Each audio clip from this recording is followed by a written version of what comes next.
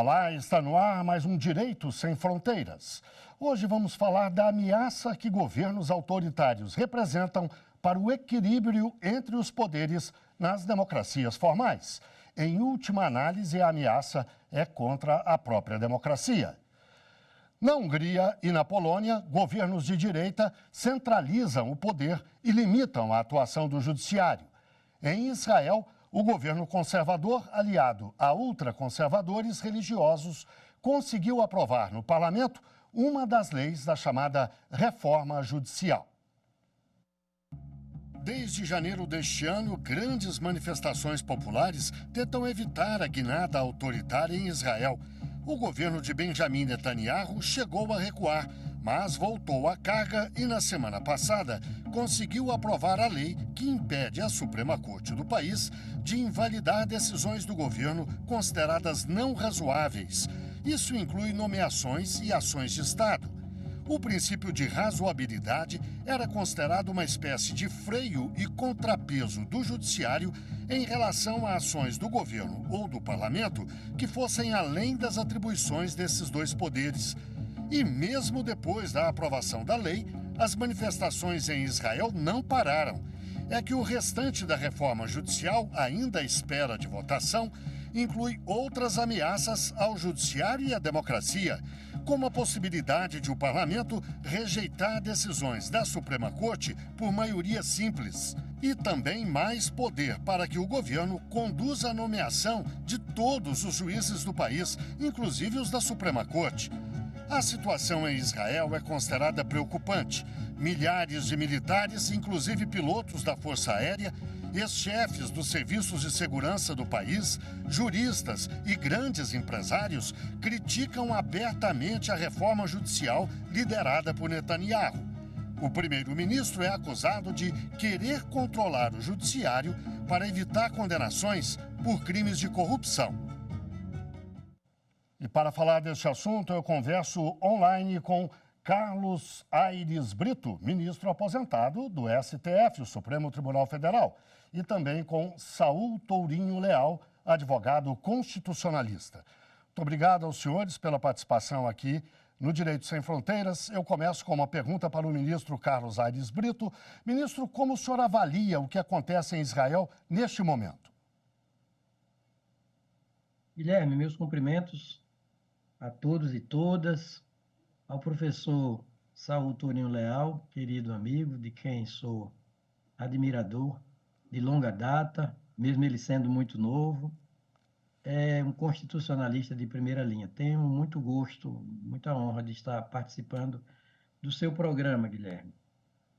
Olha, cada país tem sua configuração jurídica, tem sua Constituição, notadamente. Tem a sua Constituição jurídica. O que está sendo feito em Israel não pode ser feito no Brasil. A Suprema Corte brasileira, por exemplo, que é o órgão de cúpula do Poder Judiciário, segundo o artigo 102 da Constituição, tem a competência, a nossa Corte Suprema, o nosso Supremo Tribunal Federal, tem a competência de guardar precipuamente, ou seja, principalmente, fundamentalmente, essencialmente, a Constituição de 1988. E uma Constituição que fez da democracia o princípio continente, o princípio de todos os outros princípios constitucionais. E isso é cláusula pétrea. Portanto, não pode ser modificado nem por emenda à Constituição. Doutor Saul, a avaliação do senhor, como é que o senhor interpreta o que está acontecendo em Israel?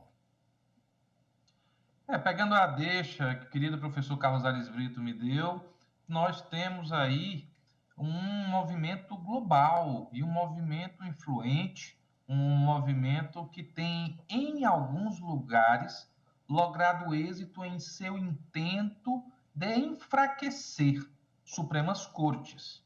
O que estamos assistindo em Israel aconteceu ontem na Hungria, aconteceu anteontem na Polônia. Tribunais independentes que confrontam o poder, que corrigem atos dos governantes e que, de repente, passam a sofrer uma reação por parte das forças políticas contrariadas nesse tipo de decisão. É claro que sempre haverá espaço para que, numa sociedade livre e democrática, nós questionemos a qualidade das decisões judiciais, nós questionemos a oportunidade das decisões judiciais, nós estipulemos parâmetros, nós estipulemos técnicas, mas o que acontece em Israel não é mais isso. Já é a ação orquestrada, organizada, de fato, por fim, a independência da Suprema Corte e de todo o Poder Judiciário daquele país. Ministro, um dos pontos da chamada reforma judicial, ainda não votada pelo parlamento, é a tentativa do governo Netanyahu de ter mais influência na nomeação de juízes de todas as instâncias, mas especialmente da Suprema Corte. Isso caracterizaria algum arrobo autoritário na sua avaliação? Quebraria o equilíbrio entre os poderes? Como é que o senhor avalia uma medida como essa? O professor Saul Tourinho Leal expôs muito bem, eu assino embaixo, endosso, com muito gosto, muita honra, as palavras, a fala, na verdade, do professor. É um movimento global, a partir de Israel, Hungria, Polônia, para ficar apenas nesses 3 países, que tentam, por emendas à Constituição, ou até por leis, o que é pior, diminuir os poderes da Suprema Corte daqueles países mesmos. Acontece que a distribuição originária dos poderes de um perante o outro, no que toca à identificação jurídica de cada um deles, isso eu tenho como cláusula pétrea. Quando a Constituição, aqui no Brasil, portanto, cláusula irreformável, imodificável, insuscetível de alteração, principalmente para diminuir os poderes daquele poder judiciário que se põe como embocadura, foz do princípio da separação dos poderes. Entendamos bem, isso talvez ajude a ordenar o pensamento. Quando a Constituição diz que são 3 os poderes da União, artigo 2º, independentes e harmônicos entre si, o Legislativo, o Executivo e o Judiciário, estabeleceu uma ordem lógica e cronológica, reproduzindo a configuração física de um rio. Todo rio tem nascente, corrente e foz. O Estado, na estruturação de seus poderes, tem nascente, corrente e foz. A nascente é o Legislativo, a corrente é o Executivo, a foz ou embocadura é o Poder Judiciário. E dá a última palavra, em matéria jurídica, interpreta com definitividade as leis e, sobretudo, a Constituição. Então, quando a Constituição, para terminar aqui minha participação nesta pergunta, fala no artigo 60, parágrafo 4º, inciso 3º, que a separação dos poderes é uma cláusula pétrea e, portanto, irreformável, separação dos poderes. Que separação dos poderes? De acordo com a ordem lógica e cronológica do artigo 2º da Constituição. São 3 os poderes da União, independentes e harmônicos entre si, o Legislativo, o Executivo e o Judiciário. Não que o Judiciário seja infalível, nem o Supremo. Como o Legislativo não é infalível, como o Executivo não é infalível, não é isso que interessa. Mas há uma ordem lógica e cronológica. Quem fala por último é o Poder Judiciário. Como dizia Hans Kelsen, e no âmbito do Judiciário, o órgão de cúpula chamado Supremo Tribunal Federal. Como dizia Hans Kelsen, maior jurista do século XX, reconhecidamente, se não houvesse um Poder Judiciário posterior aos outros 2 funcionalmente, exterior aos outros 2, e superior decisoriamente, não hierarquicamente, aos outros 2, os conflitos, as contendas, as controvérsias resvalariam para o interminável, se perderiam no infinito, e a sociedade não recobraria o seu estado de paz, de equilíbrio, de harmonia. Dr. Sauri, como é que o senhor avalia a reação da sociedade israelense? A gente viu na reportagem, os meios de comunicação do mundo inteiro registraram a grande participação, inclusive de militares, e não só, também de ex-chefes de serviços de segurança do país, empresários, ou seja, pessoas que normalmente não vão às ruas para fazer manifestações, mas que têm um peso importante em decisões políticas, na vida política do país. E essas pessoas estão se manifestando contra a reforma judicial. A reforma judicial até agora passou porque o governo tem a maioria no parlamento. Que consequências essa dualidade pode representar, na sua avaliação, para a sociedade israelense? A Suprema Corte de Israel tem algumas decisões judiciais que são estudadas em todo o mundo, porque são decisões diferentes do que normalmente acontece em Supremas Cortes. Dou apenas 2 exemplos. Decisão judicial que incursiona na maneira de realização de uma operação militar pelo Estado de Israel num território ocupado. Isso, em regra, não é arbitrado ou escrutinado por poder judiciário, mas deu-se conta de reiterados abusos na realização dessas operações militares, deu-se conta de violações a direitos fundamentais protegidos pela própria legislação de Israel, o que fez a Suprema Corte incursionar no mérito dessas decisões que sabemos nós, de rigor, são de fato decisões entregues ao Poder Executivo sem esse incursionamento do Poder Judiciário, mas que lá se justificou diante de muitas violações. A partir desse tipo de decisão, a sociedade israelense, notadamente os professores, eram críticos do tribunal, críticos das decisões, mas a partir de um ambiente livre, democrático, cheio de ideias. O que se quer agora, disse na fala anterior, não é isso. É acabar com a independência do tribunal, notadamente da Suprema Corte. E o que fizeram esses professores, críticos dessas decisões? Tomaram as ruas de Tel Aviv, tomaram as ruas de Jerusalém, dizendo: se há um povo nesse mundo que já sentiu na pele a falta que faz não haver independência judicial para proteger direitos, esse povo somos nós. Como vamos subscrever o desmantelamento do judiciário, que já nos faltou e até hoje essa falta nos deixou feridas? Veja que você traz um elemento que é histórico. Pela primeira vez na história de Israel, um agente da Mossad, abertamente proibido de se manifestar em temas dessa natureza, faz um requerimento formal e diz: pela minha democracia, eu vou para as ruas. Isso gera um efeito com que vários militares, mesmo vedado esse tipo de manifestação, tomem as ruas defendendo essa jovem democracia, a democracia israelense. Ministro, o doutor Saul acaba de dizer que Israel é uma democracia e, de fato, embora jovem, ela é quase uma exceção numa região marcada por muitos governos de caráter autoritário.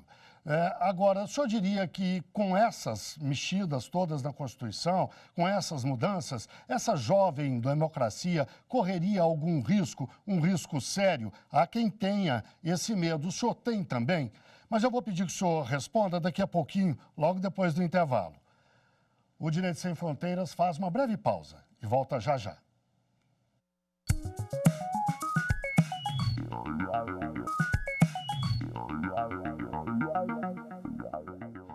O Direito Sem Fronteiras está de volta. Hoje falamos da ameaça que alguns governos autoritários representam para o equilíbrio entre os poderes nas democracias formais. Em última análise, a ameaça é contra a própria democracia.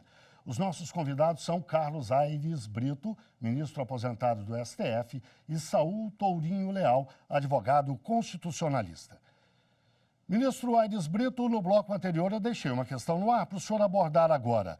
Eu afirmei que Israel é uma democracia parlamentar reconhecida como parlamentarista, reconhecida como liberal, isso, e fica numa região marcada por governos muitas vezes de caráter autoritário.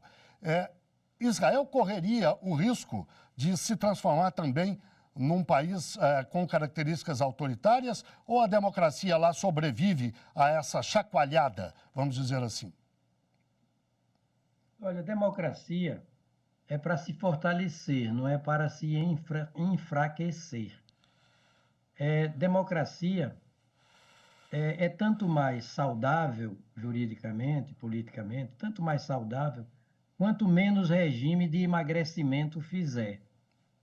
Estão em Israel impondo um regime de emagrecimento à democracia. Isso é atentatório. Democracia é uma viagem de qualidade sem volta. Na Constituição brasileira, por exemplo, volta a dizer, o princípio continente, o princípio dos princípios constitucionais é a democracia. Desde o preâmbulo da nossa Constituição que está dito isso, passando pelo artigo 5º, 44, pelo artigo 17, pelo artigo 21, inciso 1º, pelo artigo 130 e 127, pelo artigo 134, pelo título de número 5º da Constituição, tudo é democracia. E democracia, segundo, e a Constituição consagrou isso, segundo aquela definição clássica de Abraham Lincoln, é democracia como governo do povo, pelo povo e para o povo. Não é só governo do povo, constituído pelo povo, eleitoralmente, pelo povo, ou seja, governo exercido pelo povo, ou diretamente, mediante plebiscito, referendo, iniciativa popular, ou indiretamente pelos seus representantes eleitos. Não é só isso, é para o povo. E dentre os direitos fundamentais do povo está o que a nossa Constituição, nos incisos 35 e 36 dela, bem estabelece. Primeiro, inciso 35, a lei, e aí quando a Constituição diz lei, substantivo, sem nenhum adjetivo, inclui emendas à Constituição. A lei não excluirá da apreciação do poder judiciário, olha aí, é um elemento conceitual da democracia, lesão ou ameaça a direito. É um dos conteúdos, é direito fundamental a que o judiciário fale por último. E o inciso 36, que diz que não se pode ferir nem o direito adquirido, a lei não prejudicará nem o direito adquirido, nem o ato jurídico perfeito, e, por último, a coisa julgada, sempre afunilando para o Poder Judiciário, que é a foz ou embocadura desse rio de que falei. A separação dos poderes reproduz a configuração física de um rio, nascente, corrente e foz. Nascente é o legislativo, corrente é o executivo e foz é o judiciário. E, para terminar, e o modo como a Constituição originária, que é a lei das leis, é a lei de todas as leis que o Estado faz, e a única lei que não é feita pelo Estado na redação originária, ela é feita pela nação. Então, quando a redação originária da Constituição estabelece quantidades e qualidades de um poder perante o outro, para que um poder perante o outro, a partir dessas qualidades, a partir das qualidades de suas competências e das quantidades de suas competências. Quando a Constituição estabelece esse tipo de competência em qualidade e quantidade, isso é insuscetível de mudança, nem emenda constitucional pode, porque a Constituição originária estabelece tais competências de um poder frente ao outro como condição de independência e harmonia. E isso é cláusula pétrea, não pode ser modificada. Doutor Saul, seja em Israel, na Polônia, na Hungria, em qualquer canto do mundo, na América Latina, o que significa um judiciário manietado? Uma Suprema Corte que não possa cuidar dos direitos humanos, dos direitos individuais, do direito cidadão. Qual é a consequência disso tudo? Nós tivemos, até um tempo atrás, as iniciativas contra as Supremas Cortes que resultavam em fechamento do tribunal mesmo. Aposentava-se os ministros e dava-se ali a missão como cumprida. Hoje, essas iniciativas autoritárias se sofisticaram. Elas não fecham as portas do tribunal. Não há um decreto que impede o acesso ao judiciário ou acaba com o próprio judiciário, até porque o poder político, ele mesmo se beneficia de decisões judiciais. Sabemos que o poder político, ele é um dos maiores litigantes. Como é que hoje você enfraquece? Você enfraquece criando instrumentos que tiram da Suprema Corte a sua última palavra. Foi exatamente o que aconteceu em Israel, agora recentemente, quando da aprovação da primeira parte dessa reforma judicial. Eu, Poder Judiciário, uso o princípio da proporcionalidade, da razoabilidade, como um ethos hermenêutico para tomar decisões.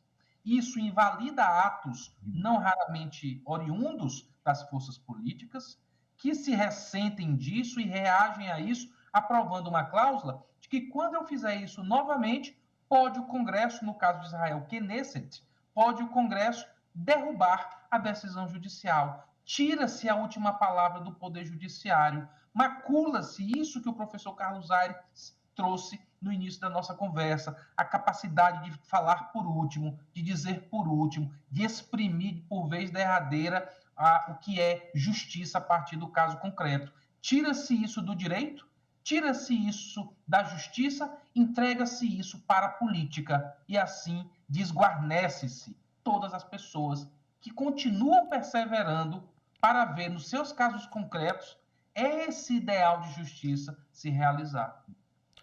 Ministro Aires Brito, se não me engano, na primeira parte do programa, o senhor tocou nesse assunto do qual eu vou falar agora, mas eu pediria que o senhor se alongasse um pouco mais e nos desse um pouco mais de luz a respeito. Por que no Brasil uma tentativa semelhante não encontra eco na Constituição, não pode avançar? As cláusulas pétreas têm alguma coisa a ver com isso? O senhor pode nos explicar, por favor? Tem sim. É preciso ordenar o pensamento a partir da ideia correta, central, de que a Constituição é a lei das leis. Formalmente, é a lei de todas as leis. É a lei de todas as leis que o Estado faz. E é a única lei que o Estado não faz, na sua redação originária. Quem faz é a nação. Essa lei de todas as leis estabeleceu a democracia como o princípio dos princípios, o princípio continente, de que tudo mais é conteúdo, separação dos poderes, república, federação, liberdade de iniciativa, liberdade de expressão, inviolabilidade parlamentar, liberdade de imprensa, tudo é conteúdo do princípio continente da democracia. E nenhum princípio conteúdo pode explodir o princípio continente, senão vão os dois juntos para os mesmos 7 palmos de chão. E a democracia tem conteúdo, sim. Dentre os conteúdos da democracia estão os direitos fundamentais. Por que fundamentais? Porque plasmam a identidade jurídica, a personalidade de cada um de nós. Esses direitos fundamentais são bens de personalidade. Sem esses bens de personalidade, que são os direitos e garantias fundamentais, nós nos tornamos subpessoas, subindivíduos. Não somos mais pessoas. Decaímos da nossa condição de pessoas. E dentre os direitos fundamentais, fundantes, por isso que são fundamentais, fundantes da nossa identidade jurídica, da nossa personalidade, estão aqueles dois, de que falei, incisos 35 e 36. A lei não excluirá da apreciação do Poder Judiciário, não é do Legislativo, não é do Executivo, lesão ou ameaça a direito. E o 36, a lei não prejudicará o direito adquirido, o ato jurídico perfeito e a coisa julgada. Então, isso é porque quando a Constituição estabelece as cláusulas pétreas, no artigo 60, parágrafo 4º, no inciso 4º, diz direitos e garantias individuais. Isso é cláusula pétrea, não pode ser modificado. Agora, é por isso que no âmbito do judiciário também há um Supremo, que fala por último. Eu não quero diminuir nada, amesquinhar ninguém, nenhum poder absolutamente. Mas o fato é que não existe na Constituição um Supremo Congresso Nacional. Nem existe um Supremo Presidente da República.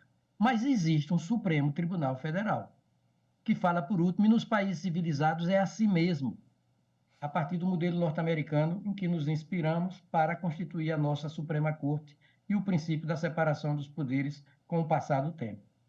Doutor Saul, nós falamos de Israel, da Polônia, da Hungria, dissemos, inclusive, o senhor também disse, que esse é um movimento que se espalha mundo afora. Na América Latina, como é que o senhor enxerga a realidade aqui?